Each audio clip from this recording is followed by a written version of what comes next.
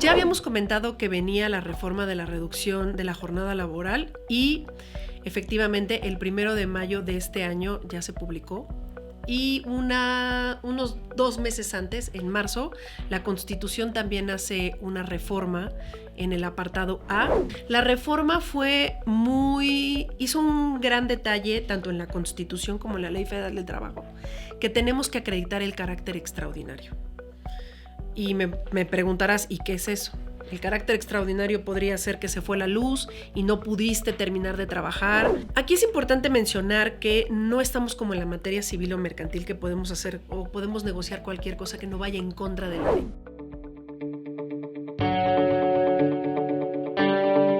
Hablemos Derecho con PDLC, The Bridge to the Solution.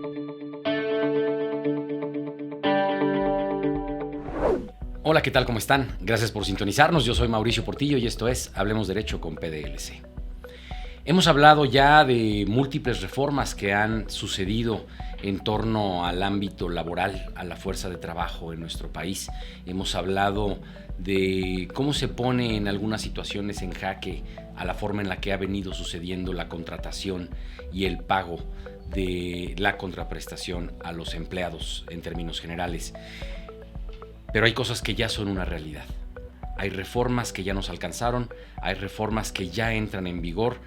Y para hablarnos de cómo entran en vigor, qué retos representan y qué problemas se están generando, nos acompaña mi amiga, mi socia, Cristina Martínez. Gracias por acompañarnos. Muchas gracias, Mau.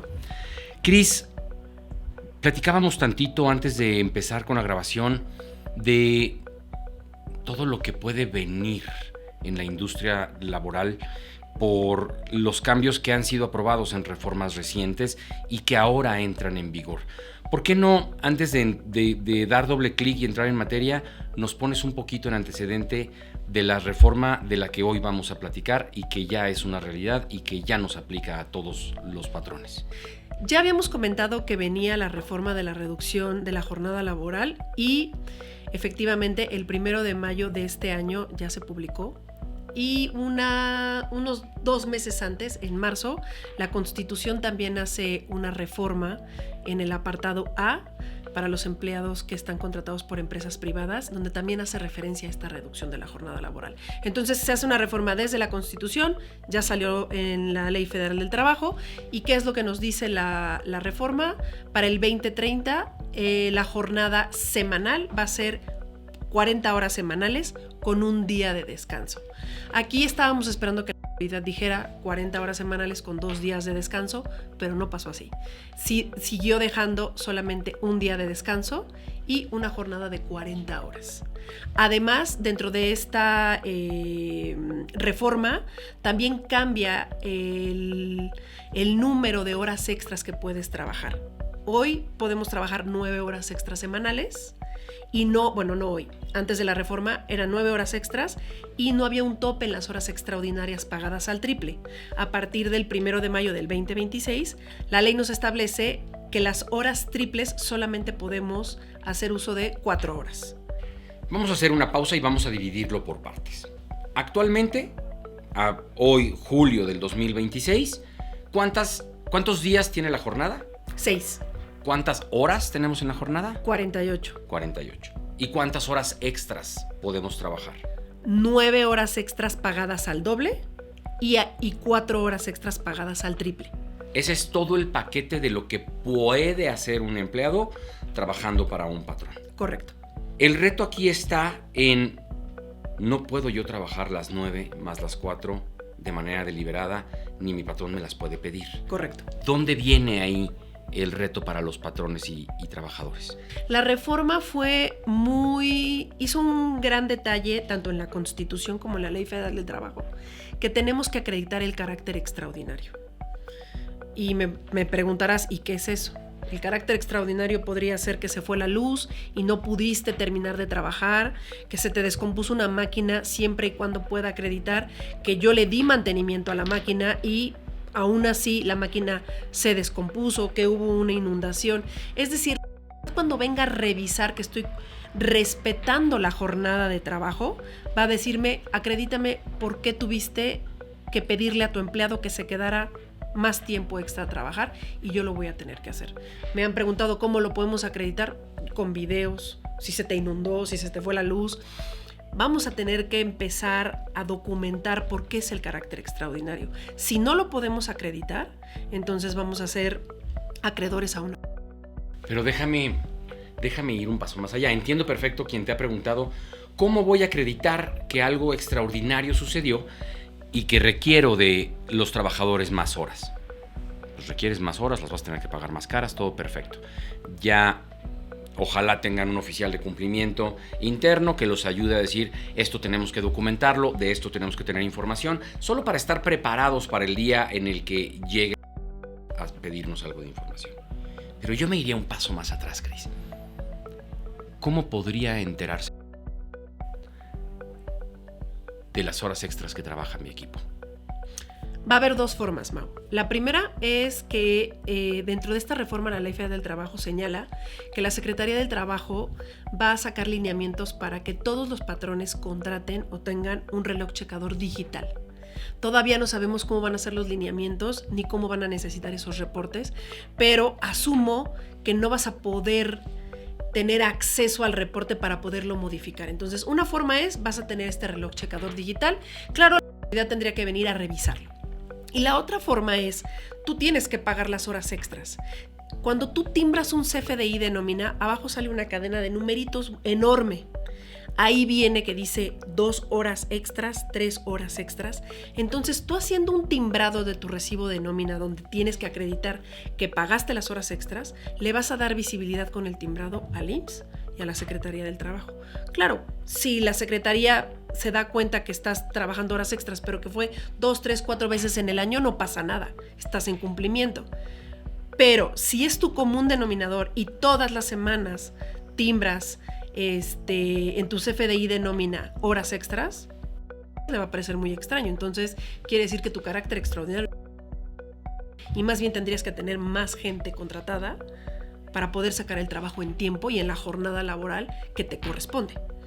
A ver, no tenemos una bola de cristal y no podemos anticipar qué puede suceder en este caso. Y número uno, porque no sabemos cuáles serán las reglas del reloj checador digital, cómo va a estar, quién lo va a controlar, a través de qué sistema, el sistema se cae, no se cae, hay proveedores certificados especializados, como lo hemos visto en otros casos, será algo que nos provea directamente, no sabemos cuál va a ser. Pero a mí algo que me preocuparía en este caso sería la informalidad, que pudiera generar una actividad que en lugar de acercar a la formalidad, pueda alejar de ella, por lo menos en el caso de las horas extras. Pero es uno de los retos y vamos a ver cómo lo resuelve para que sí sea una solución general de fondo y no algo que le pueda generar otro problema. Pero vamos a pensar que está resuelto desde el reloj checador. No caemos en esta situación en la que yo preveo que pudiéramos o que pudiera caer el sector empresarial.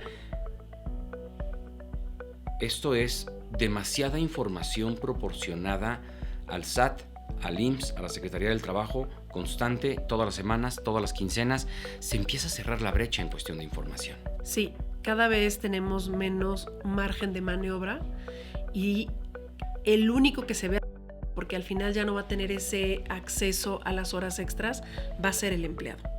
Que hay muchos empleados que esperan las horas extras porque las cobran al doble, las cobran al triple. Así es. Es una parte importante a veces del ingreso para ellos. Sí, ahorita las asesorías que hemos tenido es para poder ver cuánto personal más tienen que contratar las fábricas que trabajan 24/7.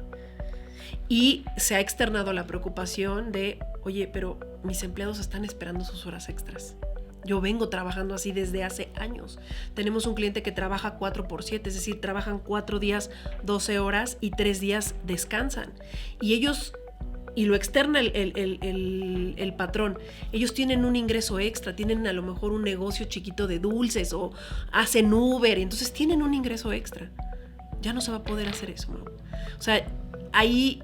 Y obviamente los empleados pues no van a estar felices porque ya no van a poder tener otro trabajo alterno y ya no van a poder cobrar esas horas extras. Entonces sí es algo que se tiene que analizar y sobre todo tienes que capacitar a tu empleado. El empleado tiene que saber que esto viene o que es una reforma al final que todos tenemos que cumplir. No es algo que al patrón se le ocurrió y hoy quiere cambiarlo. Es importante capacitar a los empleados y hacerlos entender que el reloj checador digital, que la reducción de la jornada, que las horas extras ya no pueden ser como antes. O sea, al final, la finalidad de esta reforma es garantizarle al empleado el derecho a la desconexión y que pueda descansar, porque ha habido un impacto muy fuerte en el IMSS por el tema de trabajo que puede tener una persona que trabaja de más o puede ser un insomnio. Entonces, claro que se han disparado por el exceso de trabajo, pero al final también le va a pegar al bolsillo del empleado y al bolsillo del patrón, porque va a tener que contratar más gente. Oye, déjame ver si lo entendí bien. ¿Puedo distribuir mis horas o sigo pudiendo distribuir mis horas como yo quiera en los 6 días? ¿O no puedo pasarme de la jornada máxima diaria para el cómputo de estas horas extras? ¿Cómo es esto, Cris? Aquí es importante mencionar que no estamos como en la materia civil o mercantil que podemos hacer o podemos negociar cualquier cosa que no vaya en contra de la ley. Aquí tenemos una base donde tenemos que partir. Aun cuando va a haber una reducción de la jornada laboral, la jornada diurna, nocturna y mixta no cambiaron, Mau. Siguen siendo 8 horas, 7.5 y 7 horas. No nos podemos pasar de ahí. Entonces, si tú trabajas 40 horas a la semana, 6 días a la semana, entonces tu jornada laboral por día va a quedar en 6 horas.33. Aquí el patrón tiene que analizar si quiere que su empleado solo trabaje 6 horas.33 o las 40 las distribuye en 5 días y contrata a alguien solo el fin de semana. No lo sé. Aquí es muy importante que el patrón se junte con el abogado y con el financiero para conocer el impacto económico, porque a pesar de que se reduce la jornada, no cambió el número de horas diarias que tienes que trabajar. Tenemos que seguir respetando lo que dice la jornada diurna, mixta y nocturna. Claro, porque si no sería muy fácil cargar de trabajo en esos días y sobrecargar una jornada en lugar de pagar las horas extras. Correcto. Y esto no se a que lo que vaya más allá de las horas máximas permitidas en alguno de estas variantes de jornada se consideran horas extras en automático. Así es. Y entonces, si no está justificado, y la justificación asumo que no puede ser porque hay mucho trabajo. La justificación tiene que ser por algo extraordinario. Insisto, mucho trabajo no se considera extraordinario para esta situación. Y si tú le dijeras, es porque tuve una sobrecarga de trabajo, te va a decir, la ley tiene un contrato que te permite contratar a una persona por temporada porque tienes temporadas con más picos o necesitas más manos. Entonces ni siquiera le puedo decir, es que tenía mucho trabajo, sí, pero entonces podías contratar más gente. Y no necesariamente tienes que hacer una liquidación. Es un finiquito porque los contratas por temporada, Mau. Entonces, como dices, sí, cada vez se volvió... O sea, cada vez tenemos menos margen de maniobra. El problema con esto, creo yo, Cris, es que solemos pensar en un centro de trabajo como un centro de distribución, una fábrica, un supermercado. O sea, solemos pensar en estos tipos de centro de trabajo. El problema es que esto ya aplica para corporativos, esto ya aplica para oficinas administrativas, esto ya aplica para empresas prestadoras de servicios. Ese impacto va a ser importante, porque también creo yo que la industria, o sea, las diferentes industrias de la transformación, insisto, centros de distribución, inclusive fábricas, ya tienen mucho tiempo estando viendo cambios, ajustándose a los cambios, viendo cómo hacerlo, haciendo estos cálculos. Pero no creo que las empresas de servicios corporativos, por llamarlo de alguna manera, hayan puesto demasiada atención en este proceso y que crean que esto les llega. ¿Cómo va a impactar esto? Creo que eso lo tienen las personas que trabajan en las oficinas. Porque como bien decías, los que trabajan en una fábrica hoy ya tienen un reloj checador, Mau. No es digital, puede ser de los que todavía son mecánicos, cumplen con sus horas, se les pagan las horas extras cuando es necesario. Creo que ellos la tienen un poquito más fácil que alguien que presta servicios o que tiene teletrabajo o que está en una oficina, porque ahí la mayoría de nuestros clientes no se ha detenido a decir, bueno, desde la pandemia creo que la gente ha trabajado mucho más tiempo y no hay un hábito de checar o sea, cuando ingresas, cuando sales, cuando te vas a comer, porque aparte tienes que checar también cuando te vas a comer si es que les permite salir. Si no, entonces ese tiempo que se fueron a comer va a contabilizar como parte de las 8 horas. Sí, porque sigue a tu disposición porque no sale del lugar de trabajo. Es correcto, eso parecería con el reloj checador digital. Entonces, yo creo que aquí el reto no lo tienen las fábricas. Sí, porque van a tener que contratar más gente y habrá que ver financieramente qué es lo que más conviene. Yo creo que el reto lo tienen las oficinas y los que tienen teletrabajo, y entonces hacer que la gente, pues, en la mañana ponga su asistencia y luego avise cuando se va a comer y luego avise cuando regresó de comer y luego avise cuando ya salió. Ese va a ser el reto. Y yo creo que este reto todavía se hace más grande cuando hablamos de puestos medios a altos, porque la costumbre simplemente no existe. Yo me voy a la hora que yo quiero, regreso a la hora que yo quiero, me tomo mis horas, al final es un tema de entrega de resultados, como puedo hacer, puedo no hacer, pero hay cosas que se van normalizando en el día a día y lo vas viendo como que así sucede simplemente, pero ahora hay que entrar en cintura todos. Todos. Y eso, ese creo que es el verdadero reto. Sí. ¿Qué pasa, Cris? Y siempre llegamos a este punto que es, creo yo, el más importante para la gente que nos escucha. Ojalá todos tuvieran la política de prever, ojalá todos tuvieran al oficial de cumplimiento que yo tanto promuevo, ojalá todos tuvieran la papelería en orden. Pero ¿qué pasa si no? ¿Qué pasa si nuestros directivos son renuentes a checar tarjeta? ¿Qué pasa si creo a mí no me va a pasar, soy un despacho de arquitectos o un despacho de lo que quieras, prestador de servicios? ¿Qué pasa? ¿Cuáles son las consecuencias por no cumplir con esto que viene o que esto que ya es una realidad? Puede ser que si te toca la puerta la Secretaría del Trabajo y se da cuenta que no estás cumpliendo con el carácter extraordinario, con la lista de asistencia, porque te va a pedir un reporte. Mau. El problema es que con todas las inspecciones que nosotros hemos tenido, nos hemos dado cuenta que no hay un criterio que siga la autoridad para saber qué tipo o te va a poner. Es por UMAS. Te puede por una UMA por cada uno de tus empleados, ya sea de la menor o la cantidad mayor. La menor UMA es de 5,000 pesos. Supongamos que no cumples con el carácter extraordinario y tienes 5 empleados. Entonces pueden ser 5,000 pesos por los 5 empleados. O puede ser la mayor, dependiendo, porque también consideran tu poder adquisitivo, qué oficinas tienes, cómo los trataste. La reincidencia. Puede ser la reincidencia, o puede ser que por cada empleado 500,000 pesos por empleado, Mau. Yo recuerdo haber hablado personalmente con la Secretaría del Trabajo y decirles, quiero entender cómo es el criterio, y es lo que te digo, desde que cómo los recibes, tu disposición, las ganas de que ellos vean de que quieres cumplir, que no vas a reincidir, todo lo toman en cuenta pero si te pagan por empleado y tienes en un centro de trabajo 500 empleados y por empleado son 500,000 pesos. No, es autoindustria. Es correcto. Entonces, autoempresa. Ese va a ser el problema. Porque si no podemos acreditar todo lo que nos está pidiendo, pero recordemos que no solo va a venir a pedirte, a ver, enséñame tu carácter extraordinario porque veo que trabajas horas extras. Te lo va a pedir todo.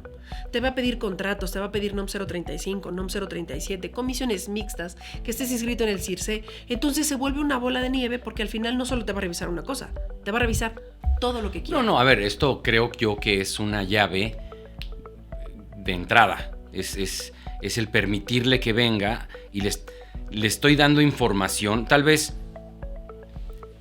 es muy difícil en algunos casos que se entere si ya cumpliste con alguna NOM internamente o si estás cumpliendo con algún protocolo. Ese es difícil. Pero aquí, sí, con este reloj checador digital que está por implementar, le estamos dando la información y le estamos invitando a que venga y decirle, mira, no estoy cumpliendo. Y una vez que entre, va a pedir todo. Y ya nos ha pasado, y le ha pasado a algunos de nuestros clientes que una vez que llegan y piden de todo lo que deberías de tener, y es ahí donde la auditoría se pone complicada. Entonces, nuevamente es mejor cumplir, es mejor prever, es mejor invertir para que esto nunca suceda, a pensar en el hoy a mí no me va a pasar, porque todos estamos cada vez más cerca y también más cerca de nosotros. Cris, como siempre, el tiempo se nos acaba, pero esto tiene mucho más para dar. Y a reserva de que te volvamos a invitar y nos sigas platicando de las reformas que empiezan a entrar en vigor y que ya son realidad, no nada más es papel. Antes de despedirnos, quisiera que le dieras un consejo a los que nos ven, a todas aquellas personas que son directivos de empresas, son financieros, son directores de recursos humanos, que tienen a su cargo a gente, a proyectos. ¿Qué les podrías decir en relación con este tema?